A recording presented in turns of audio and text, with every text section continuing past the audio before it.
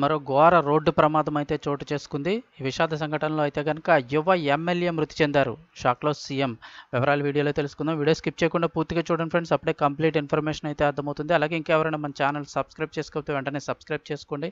ప్రభుత్వం నుంచి వచ్చే ఇలాంటి ముఖ్యమైన అప్డేట్స్ అన్నీ కూడా మిస్ కాకుండా మీరు ముందుగానే తెలుసుకోవాలనుకుంటే వెంటనే ఛానల్ సబ్స్క్రైబ్ చేసి ఫాలో అవుతుండండి. అలాగే వీడియోని లైక్ చేసినట్లయితే మరింత మందికి సమాచారం చేరుతుంది.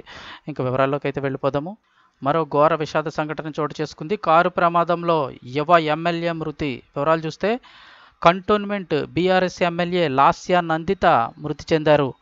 పటాన్ చెరువు సమీపంలోని ఓఆర్ఆర్ ఔటర్ రింగ్ రోడ్లో ఆమె ప్రయాణిస్తున్న కారు అదుపు తప్పి డివైడర్ను ఢీకొట్టింది.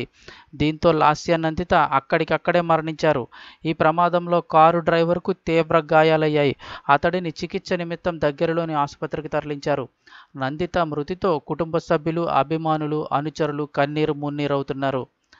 ఇటీవల జరిగిన అసెంబ్లీ ఎన్నికల్లో సికింద్రాబాద్ కంటోన్మెంట్ నుంచి లాస్యా నందిత ఎమ్మెల్యేగా ఎన్నికయ్యారు. గత ఏడాది ఫిబ్రవరిలో ఆమె తండ్రి ఎమ్మెల్యే సాయన్న మృతి చెందారు. ఇటీవల నల్గొండ సభకు వెళ్లిన సమయంలో కూడా నందితకు కారు ప్రమాదం జరిగింది. అప్పుడు కూడా ఆమె స్వల్ప గాయాలతోనే బయటపడ్డారు. కానీ ఈసారి జరిగిన ఈ ప్రమాదంలో అయితే కనుక ఆవిడ ఇక తప్పించుకోలేకపోయారు. ఆవిడైతే ఈ ఘోర కారు ప్రమాదంలో అయితే కనుక మృతి చెందారు.